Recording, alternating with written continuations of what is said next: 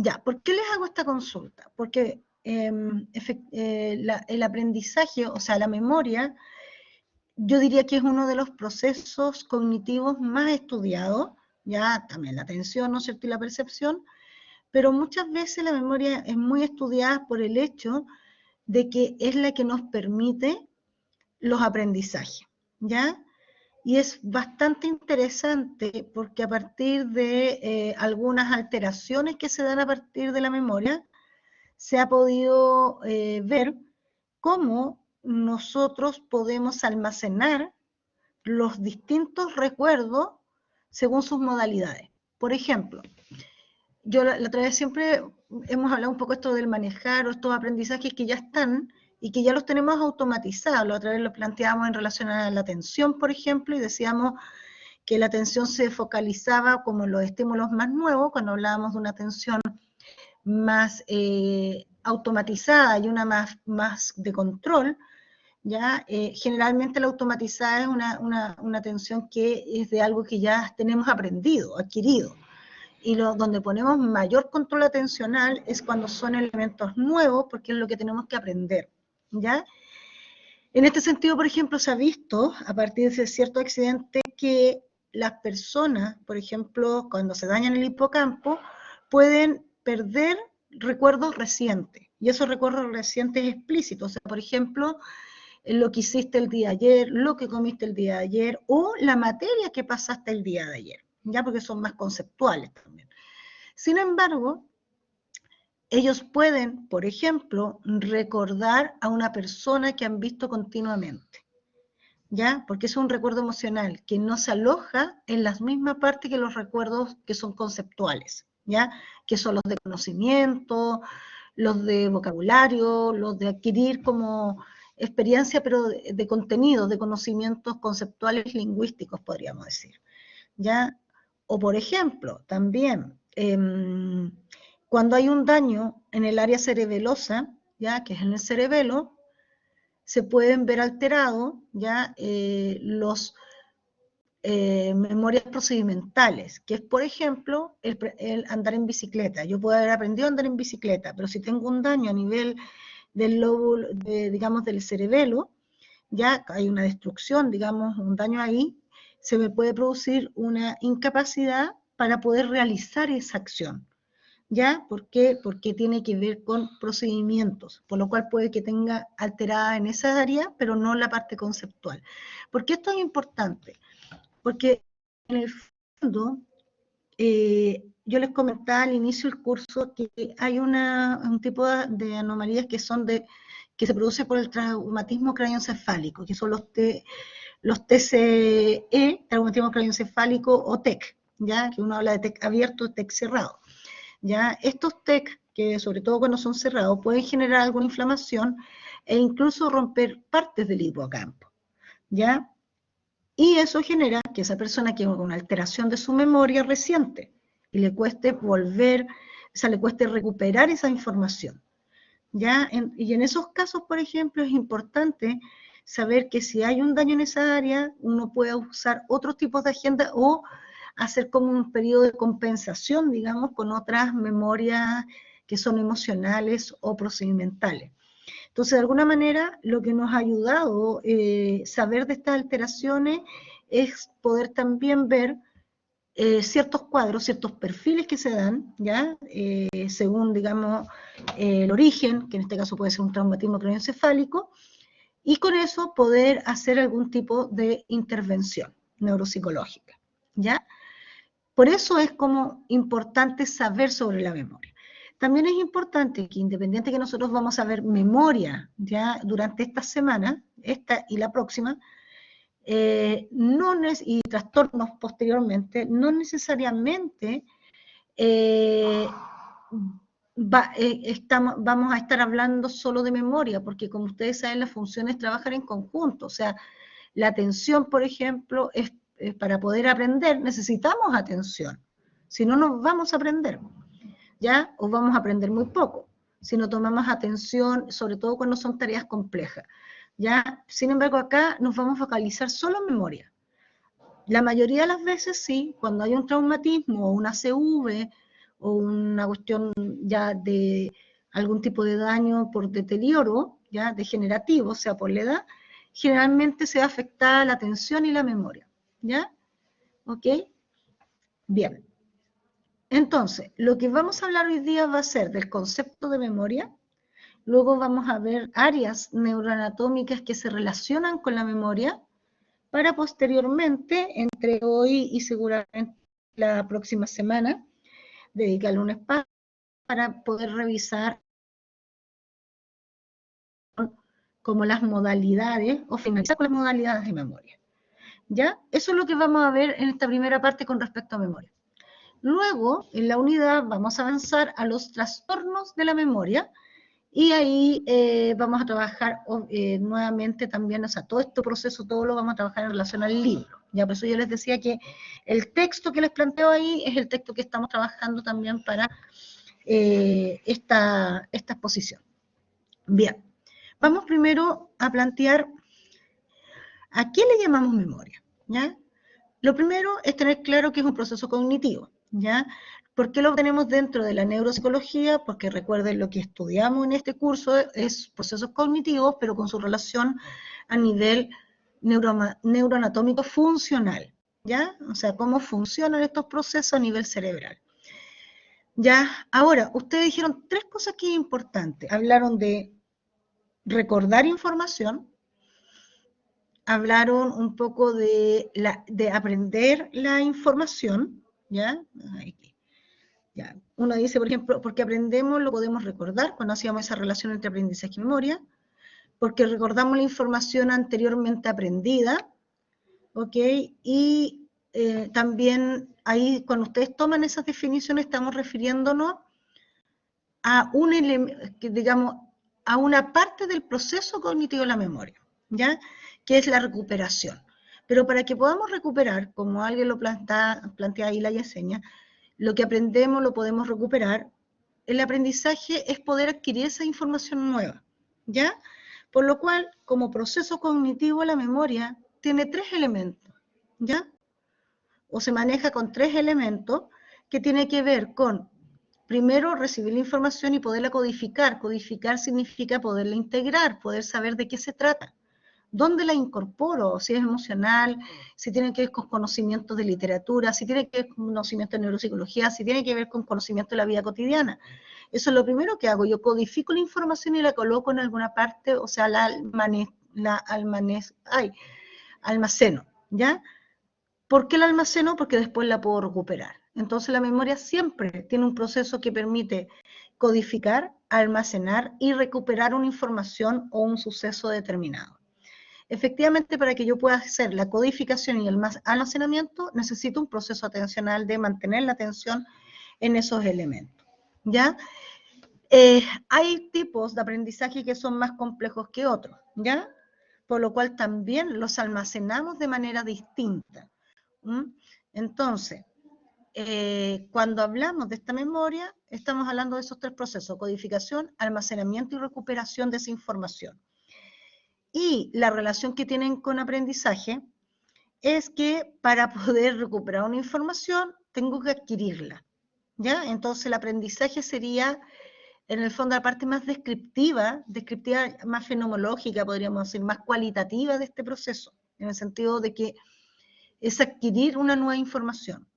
Pero esa adquisición de nueva información implica que a nivel cognitivo, a nivel, digamos, neurocognitivo, lo voy a poner así, neurocognitivo, debo recepcionar esa información, codificarla, ya codificarla, tengo que ver dónde la incorporo, ya de qué se trata.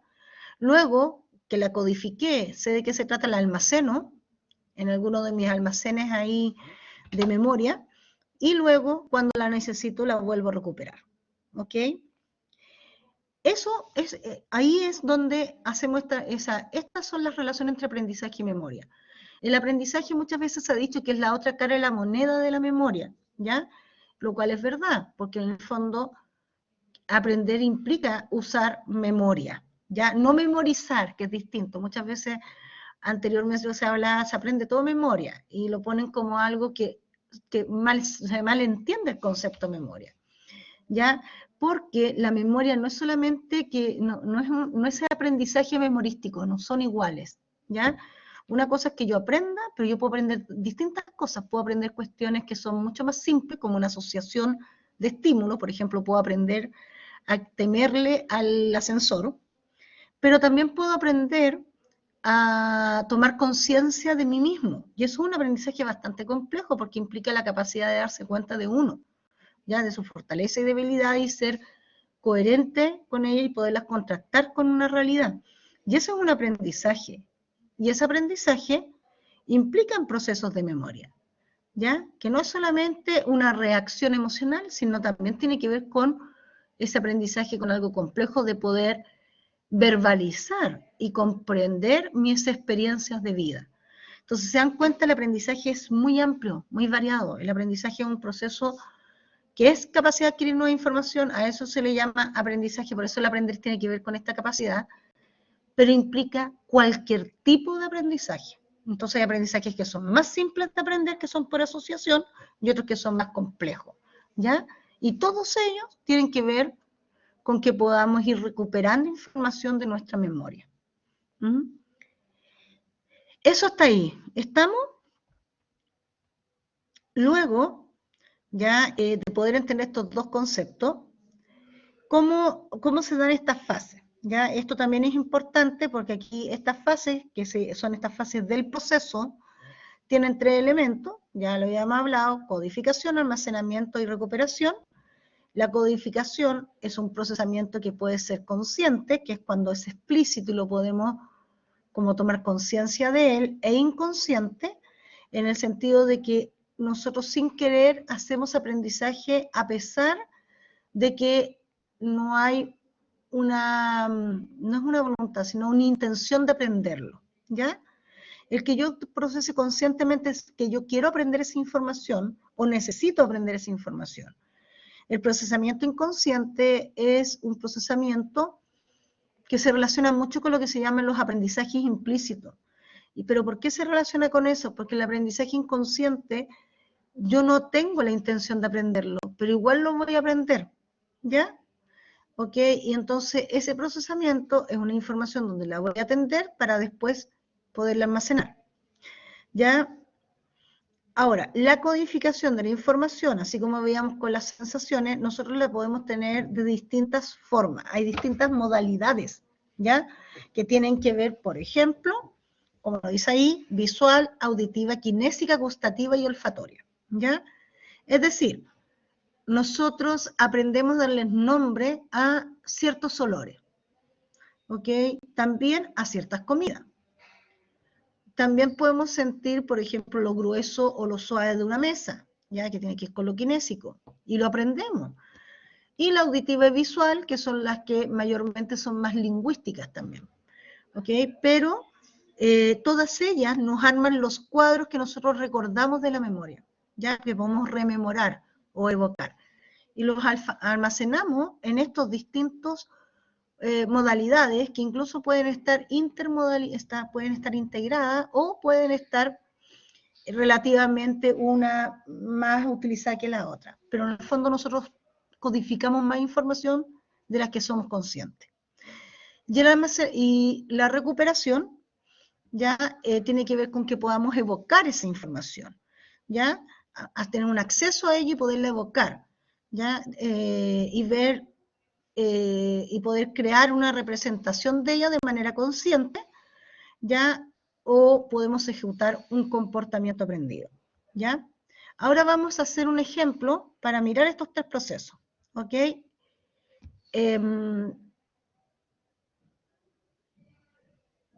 Estoy pensando, a ver, quiero que repitan este movimiento, mírenme. No, obviamente que yo no los voy a ver, pero mírenme a mí y realicen primero el movimiento.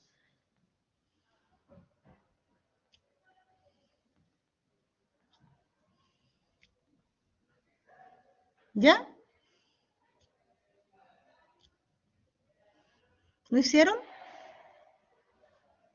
Hola, ¿lo hicieron? Ya. Ok, vamos a seguir. Ok, muchas gracias. Vamos a seguir. Y vamos a ir a otro aspecto importante de esta materia, ¿ya? Que tiene que ver con los estudios de memoria, ¿ok? Acá también, muchas veces, o sea, el texto les va a contar mucho más de otros autores, pero acá vamos a trabajar con 3 autores que yo creo que son importantes, y muchos más, por si acaso, chicos, ¿ya?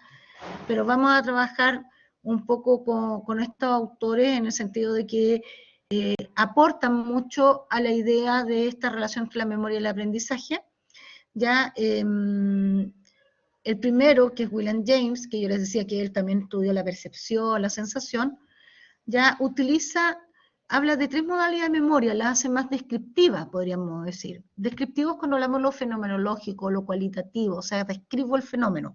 En cambio, lo neuroanatómico funcional tiene que ver cuando lo relaciono con aspectos digamos, neuronales, con algún aspecto anatómico.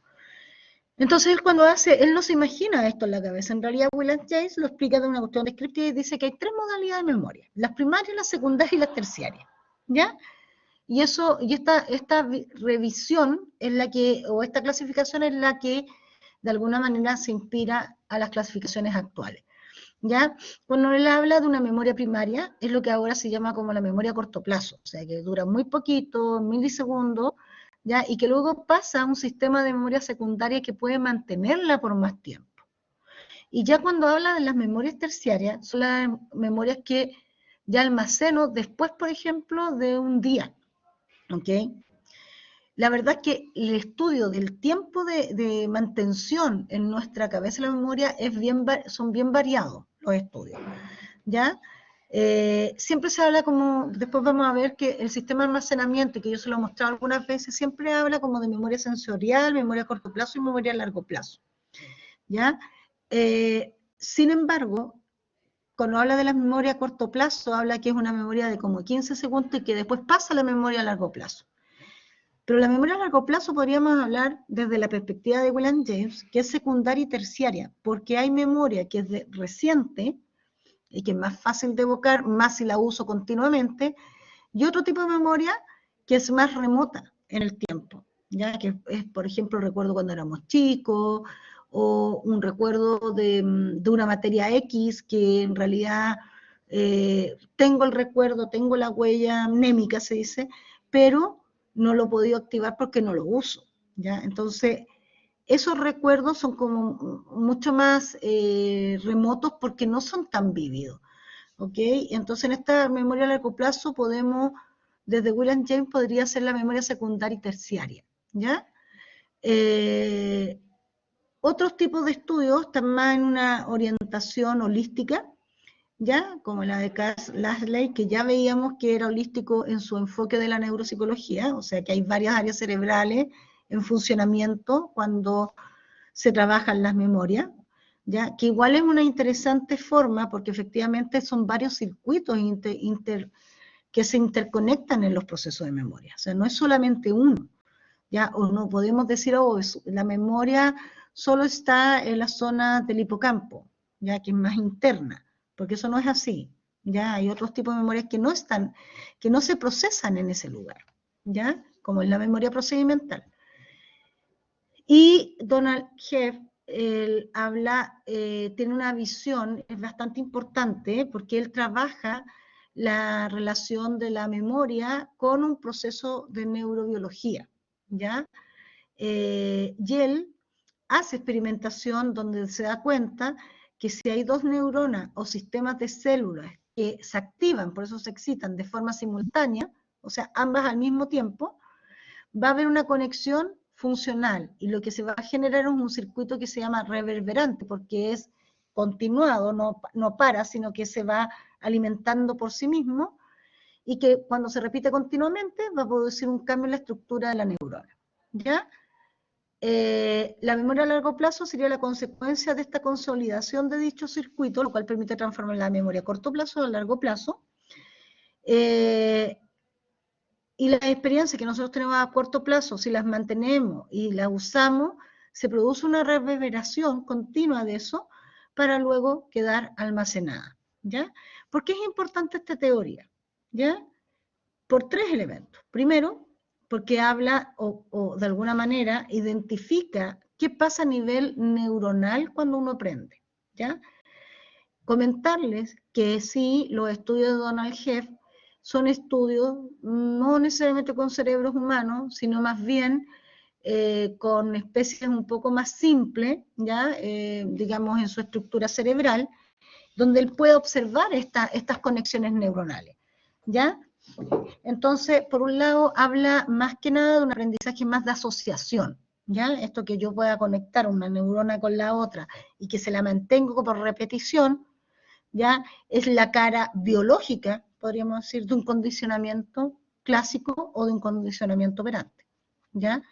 Más simple, sí. O sea, una asociación, por ejemplo, entre el color rojo y la bandera chilena, ¿ya? O sea, yo digo rojo y inmediatamente el otro me va a decir bandera chilena, ¿ya? Esa asociación continua y que es continuada en el tiempo, por eso se habla de reverberación, es lo que permite una conexión entre ambas neuronas o sistema neuronal, y cuando se produce esa conexión hay un cambio en la estructura, o sea, en su forma, ¿ok? Y eso es lo que produce el hecho de que después lleguen a minimizarse y se generen vías o rutas de información, ¿ya? Y lo otro importante que habla Donald Heff a partir de estos experimentos es que la memoria estaría constituida por redes de neuronas que establecerían en función de la complejidad de la actividad. ¿Qué quiere decir esto? Que mientras más compleja es la actividad, son más áreas cerebrales las que se van a unir y generar una red, ¿ya? ¿Ya? Y que por medio, digamos, que esta red se mantenga y se vaya continuando, ya se vaya reverberando, o sea, que continuamente esté excitada, va a permitir que pase de una memoria a corto plazo a una memoria a largo plazo. Ya. Vemos como un video de cómo se hacen estas conexiones, ¿les parece?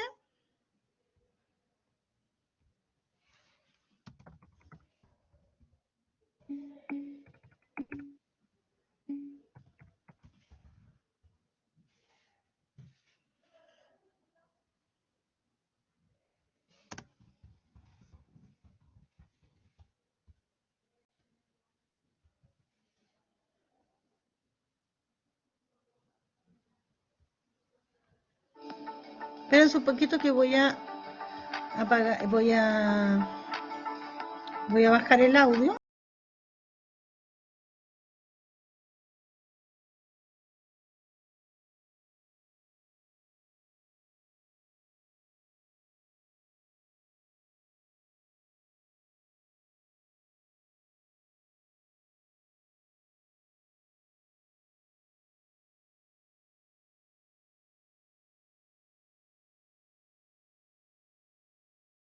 Voy a salir de aquí para mostrarles, ¿ya?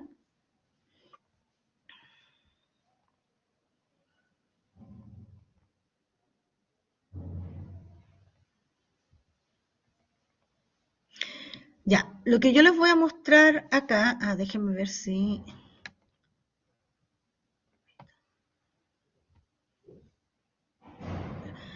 Yo lo que les voy a mostrar, está contando un poco como la optogenética quiere decir cómo se apagan y encienden neuronas, pero ese concepto tiene relación justamente con lo que hablamos, cómo se conectan, ¿ya?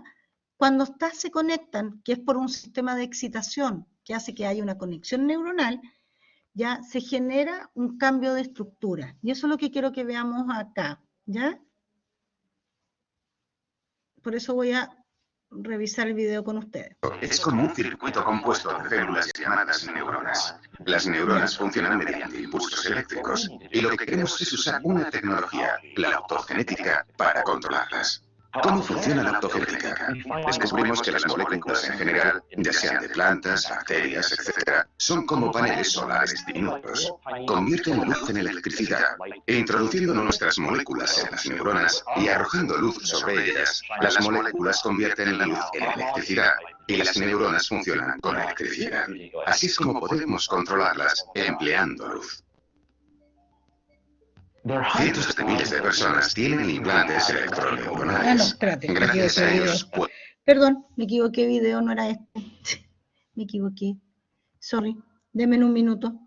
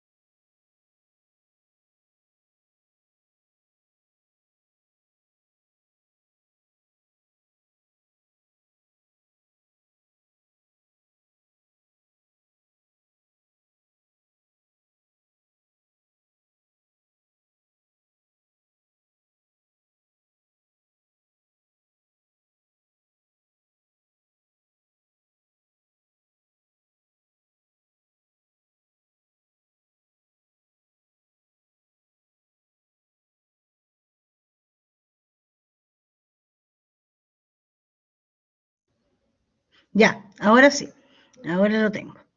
¿Ok? Es muy cortito, ¿ya? Pero es como para que puedan imaginarse esa conexión que se genera entre neuronas cuando hacemos un aprendizaje, ¿ya? Es como esa la idea. Entonces, lo que voy a ir haciendo también es que les voy a ir contando, ¿ya? Por lo cual voy a poner en bajo sonido el video para que les pueda comentar un poquito qué es lo que tienen que revisar ahí, ¿ya? Ya, ahora sí lo ven. A ver, espérense. Uy, no se ve. Compartir video. Ahí se ve. Ya, ahora sí. Se llaman dendritas. Ya. Eso que ustedes están viendo ahí, ya hay axones y dendritas. Lo que está más grueso, ya son, lo que está más grueso son los axones y los que ustedes ven más delgadito son las espinas dendríticas o las dendritas, ¿ya? ¿Qué estamos viendo acá? Estamos viendo como un bosque, que es lo que uno tiene en su cabeza, digamos. Todo esto que ustedes ven ahí es lo que uno tiene en la cabeza y están totalmente electrificados, o sea, se están pasando comunicación unas a otras. Las espinas dendríticas se separan. Aunque estén y durmiendo, se se juntan están pasando la comunicación. ¿Ya? Un poco lo que cuenta el video es que las neuronas pueden ir conectándose, pero también separándose. O sea, por ejemplo, si hay un aprendizaje que yo estoy haciendo de 10 minutos, puede que se me haya conectado, pero si yo no lo mantengo, lo más probable es que este se desconecte, ¿ya? Lo que vamos a ver es que, por ejemplo, que hay una niña que está aprendiendo algo. ¿Qué pasa a nivel cerebral en su Cuando aprendizaje? aprendemos algo, las neuronas empiezan a trabajar. Se mueven a toda máquina. Acá está haciendo un aprendizaje nuevo. Como está haciendo un aprendizaje nuevo, tiene que activar, tiene que hacer conexión de neuronas y eso es más energía. Eso se relaciona, por ejemplo, cuando ustedes se sienten muy cansados porque aprendieron algo nuevo, es porque hubo mucha actividad cerebral, hubo mucha actividad electroquímica, ¿ya? Porque tuvieron que hacer conexiones, ¿ok? Veamos qué pasa con esta niña que está aprendiendo a hacer este juego, ¿ya? ¿Qué pasa a nivel neuronal con ella? Ya. Una neurona extiende sus espinas para unirse con otra. En ese momento, aprendemos algo. La unión, llamada también sinapsis, abre una nueva ruta para los impulsos eléctricos. Cada vez que un impulso eléctrico pasa por ahí, refuerza la unión. Las rutas que no se utilizan se eliminan. Ya. ¿Captaron, chicos? La niña estaba aprendiendo, hizo la conexión entre las neuronas, ¿no es cierto? Sí. ¿Qué dijo usted? ¿Cómo, Javi? No entiendo. Ah, lo que yo estaba diciendo es que, claro, que en el fondo se hace la conexión.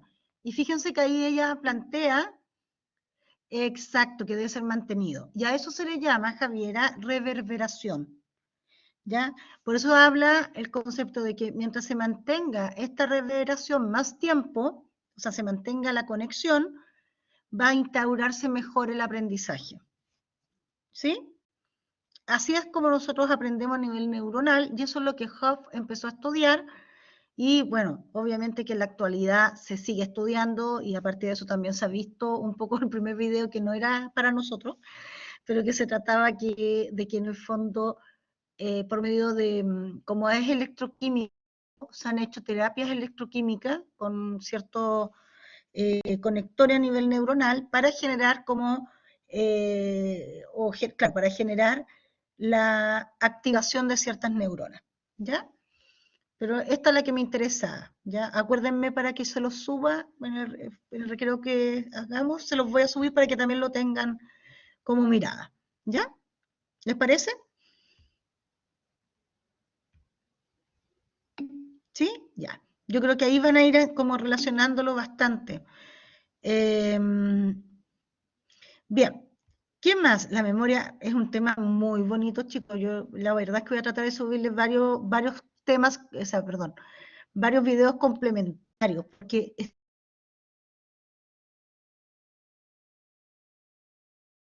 muy estudiado, pero la verdad que es los temas que más se trabajan dentro de la psicología, ¿ya? O sea, dentro de los procesamientos de información.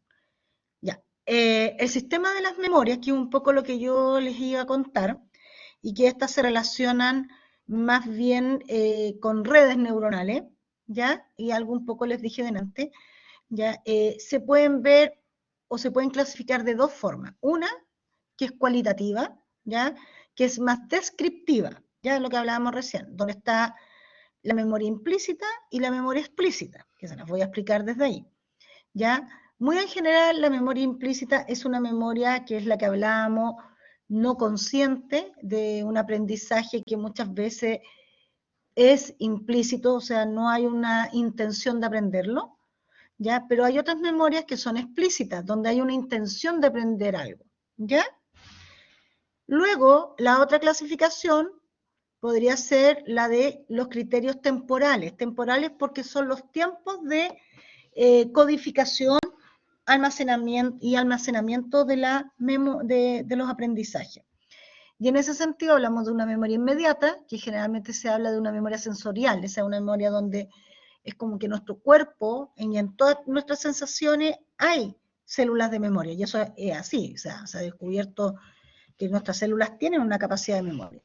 Pero esa memoria inmediata, primero, no es consciente, ¿ya?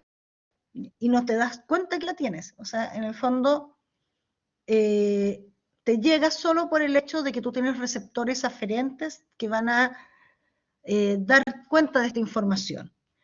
Y después tienes una memoria de corto plazo en la cual tú mantienes una información, eso lo haces de manera más intencionada, ya es la que más ha estudiado, la memoria de corto plazo, pero más intencionada, y la memoria a largo plazo, que ya es cuando pasan más de 15, 20 minutos, ya se habla de memoria a largo plazo, ya, pero que en el fondo no solamente implica esa memoria ya a largo plazo, que es más cercana, de que puede ser de horas, días o meses, sino también aquí en la memoria a largo plazo está también este almacén remoto, que son nuestros recuerdos de hace mucho más tiempo, ¿ya? Ahora bien, volviendo, quiero que volvamos al ejercicio que yo les hice hacer primero. ¿Se acuerdan? ¿Se acuerdan que hicimos? Yo les pedí que ustedes hicieran un aprendizaje conmigo. Bien, ¿lo pueden hacer de nuevo? ¿Se acuerdan cómo era? ¿Alguien lo puede mostrarnos en la cámara? Puede mostrar solamente las manitos para que nos acordemos. ¿Cómo era?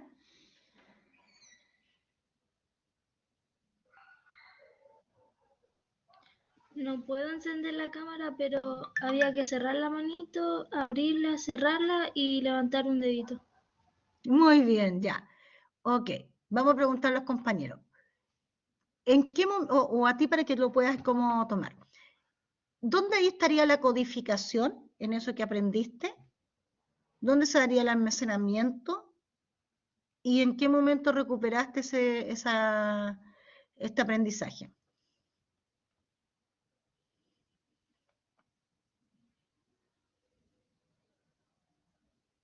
¿Cuándo usaste el proceso de codificación? Sí, Cami, efectivamente, pero vamos a ir más ahora lo vamos a desglosar. La compañera nos comentó que se había hecho como, se había apretado la manito, la habíamos soltado, después la apretamos de nuevo, la soltamos y después subimos un dedo, el dedo índice. Ahora, ¿cómo ella aprendió esto? ¿Cuál fue su fase de codificación? ¿Cómo esta información le pudo llegar? Sí, Yesenia, sí, es un aprendizaje consciente, efectivamente. ¿Ok? Por un lado es un procesamiento consciente porque además yo les dije lo que tenían que aprender, que dije, miren, esto es lo que quiero a través de la vista, por lo cual la modalidad fue visual, ¿no es cierto? Pero también la procesó solo a nivel visual. Ya, ¿y cómo se llamaría esta otra modalidad?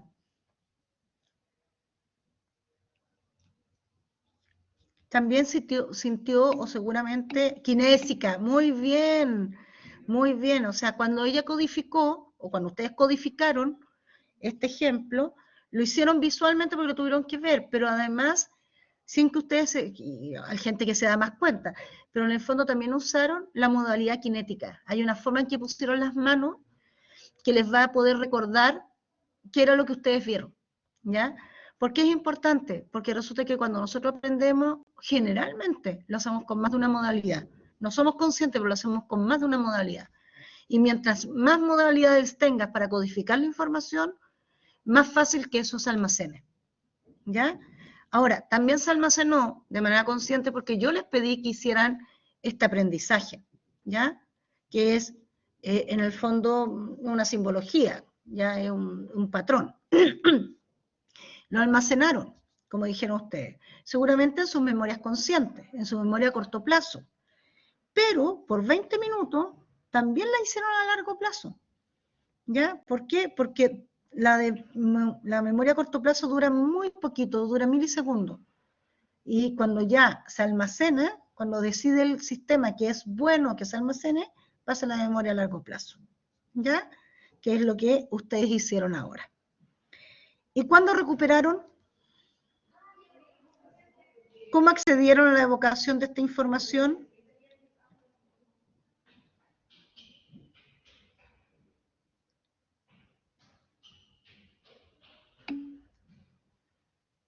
Exacto.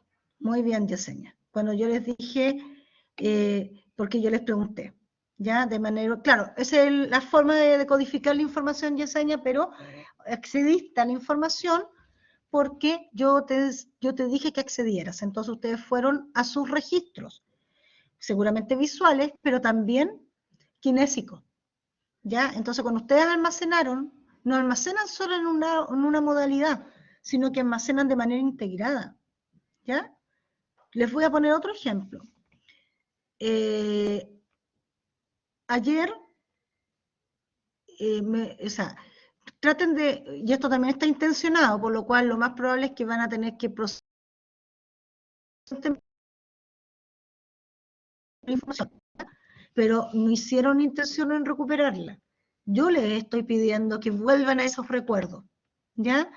Entonces van a recuperar de manera, van a buscar esos recuerdos, ¿ya? Y se van a dar cuenta que los almacenaron y quizás ni siquiera fueron conscientes de que lo almacenaron, ¿ya? Entonces yo les voy a preguntar ahora,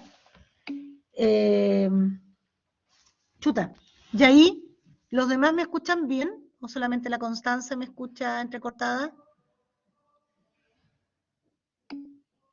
¿Ahora sí? Ahora sí, ya. Ok, es que parece que puse muy lejos el computador. Ya, lo que les estoy diciendo es que a veces se corta, ya. Ok, pero ahí no puedo hacer muchos, chiquillos, porque estoy tratando de que estén en el lugar donde haya mayor conexión. Ok, así que, pero igual va a quedar grabada, por si acaso. Ya, vamos a volver a nuestro ejemplo. Yo les voy a pedir que ustedes vuelvan en sus memorias a ayer en la mañana, ¿ya? Cuando se despertaron. ¿Qué hicieron? ¿Tomaron desayuno o se fueron a la ducha? Traten de cerrar los ojos, ir a ese recuerdo, ¿ya? Y lo más probable, ducha, al baño, ya.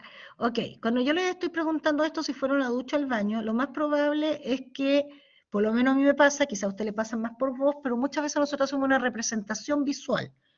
Por ejemplo, yo me acuerdo que ayer cuando me levanté temprano, primero me duché, y me acuerdo incluso de cuando caminé a la cocina y prendí el hervidor, ¿ya? Fíjense que este recuerdo que les estoy contando no lo procesé intencionalmente, se procesó, pero sí soy capaz de evocarlo, y soy capaz de evocarlo porque está, a pesar de que fue inconsciente el procesamiento, pero se almacenó, porque nosotros almacenamos las distintas formas. Entonces, no es que yo quiera saber que si fui ayer al baño, no, eso lo puedo saber. ¿Ya? No porque lo aprendí, no porque hice una intención de aprenderlo, sino porque lo podemos aprender, lo podemos procesar de manera inconsciente.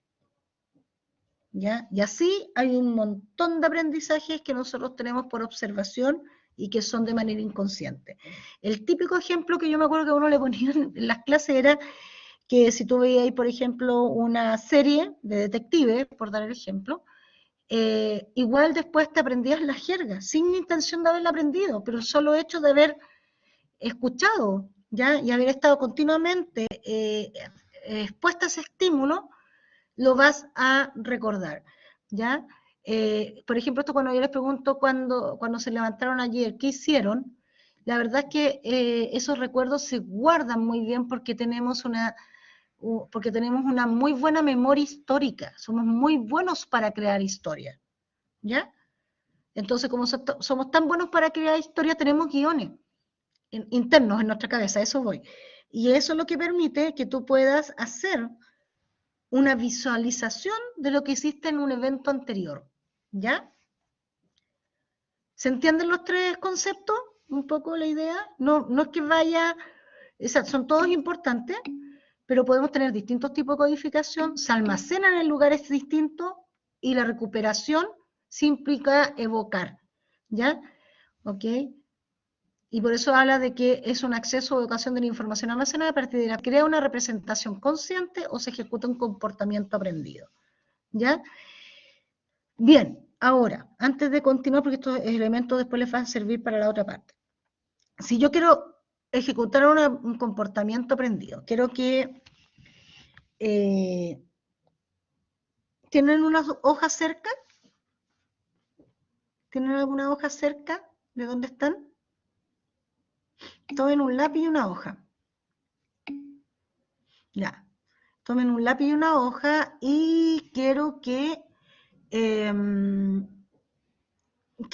me dibujen un círculo y un cuadrado. Cuando lo tengan listo me avisan.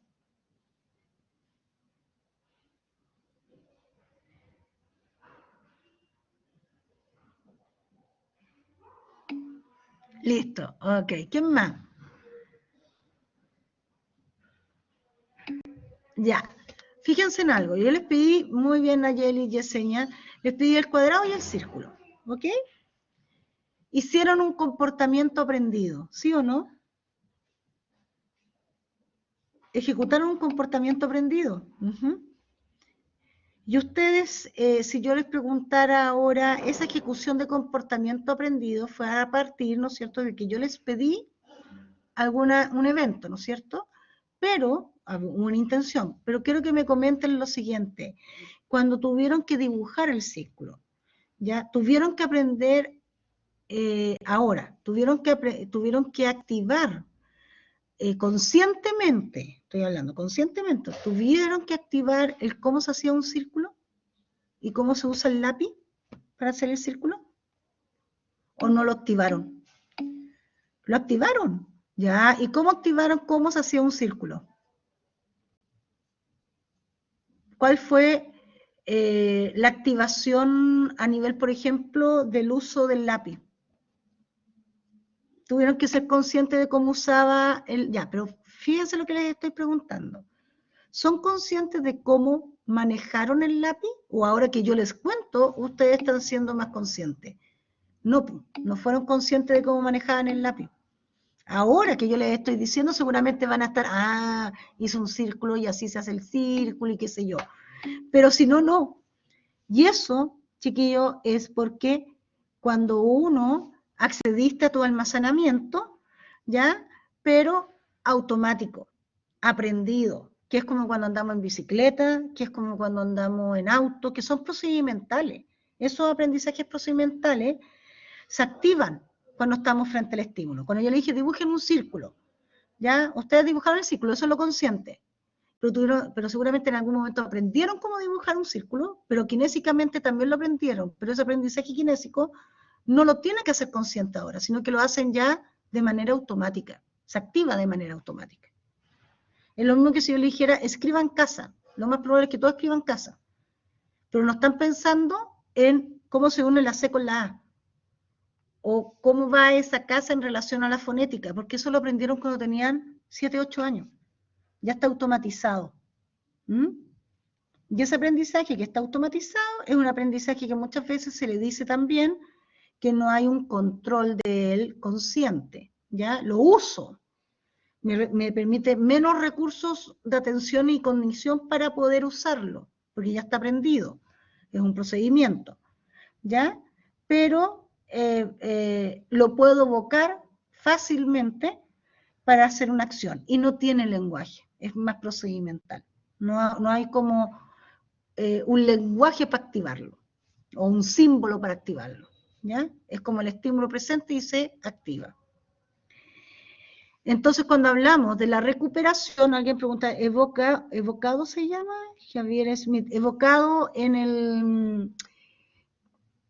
Ambos son evocados, Javiera, tanto cuando yo te lo pedí de manera automática, quisieras el círculo, como también cuando te pido conscientemente que tú busques, por ejemplo, cuando te despertaste ayer, te fuiste a la ducha o fuiste al baño. Ambos te estoy pidiendo evocación. La diferencia es que en el primero te estoy pidiendo, cuando te pido que hagas, te pido una representación, que vayas a un recuerdo cuando te levantaste y ver si fuiste al baño o te duchaste. Ahí te estoy pidiendo una evocación y estás haciendo una representación visual o de diversas modalidades, kinética, visual, auditiva, etc. Y otra forma de acceder o evocar es por medio de activar ya un circuito ya aprendido, automatizado, para realizar una acción. Entonces, en el segundo ejemplo, cuando yo les dije, dibujen un círculo, ya está bien, tuvieron que evocar el círculo, pero al dibujarlo, lo hicieron de manera, digamos, ejecutaron un comportamiento que ya estaba aprendido. ¿Sí? No sé si ahí, Javi, te hace la diferencia, que ambos son recuperados, pero de manera un poco distinta. ¿Sí? Ok. Bien, chicas, les voy a pedir, ¿cómo? ¿Cuál no es espontáneo? Eso es súper importante. O cuál sería espontáneo y cuál no es espontáneo. Ya. Ok, es que eso por otro estímulo, no por otro. ¿Ya? Ojo con la palabra, Javier, espontáneo, y eso es para todo. Intencionado no es lo mismo que espontáneo. Espontáneo es que es como sin una, por lo menos en psicología más neuropsicológica, espontáneo es como sin intención. ¿Ya? Por eso me confundí. Yo preferiría que usaras términos como automatizado, ¿ya? O no consciente, ¿ya? No, o intencionado, por mí que ese término está súper bien, y que intencionado se refiere a que yo lo evoco, lo busco, ¿ya? Ahí hay una intención, ¿ya? El espontáneo puede traer a confusión. Por eso es mejor sacarlo de aquí y ponerlo en otro concepto que sea, por ejemplo, los procesamientos automatizados, que esos automatizados son procedimientos que ya fueron adquiridos, ¿ya? Bien, como nadie vino, estoy solita, me voy a ir a mi oficina porque quizás ahí se va a escuchar mejor porque acá hay más eco, ¿ya? Entonces démonos 5 minutos mientras bajo a la oficina y continuamos, porque ahora lo que vamos a ir, que ya hicieron toda esta parte, me voy a meter ahora en los sistemas de memoria, ¿ya? ¿Ok? Y ahí vamos a conversar un poco de lo que son las memorias implícitas, declarativas, un poco ahora como la clasificación. Ya vimos como los procesos de memoria. Ahora lo que vamos a ver va a ser la clasificación, ¿ya? Con esas dos clasificaciones y luego su relación con áreas neuroanatómicas, ¿ya? Ok, nos vemos. Vengo al tiro.